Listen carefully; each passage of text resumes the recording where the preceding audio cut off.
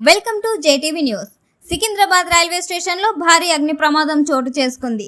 ఆగి ఉన్న రైలు భోగిలో మంటలు చెలరేగాయి. వాషింగ్కి వెళ్లి ప్లాట్ఫారం మీదకి వస్తున్న అదనపు ఏసీ భోగిలో షార్ట్ సర్క్యూట్ అయింది.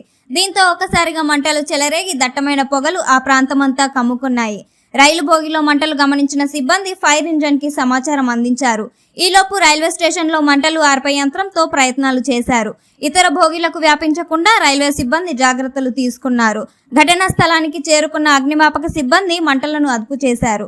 ట్రైన్ భోగిలో ఎవరూ లేకపోవడంతో పెను ప్రమాదం తప్పింది. ఈ ప్రమాదంలో 2 భోగిలు దగ్ధమయ్యాయి.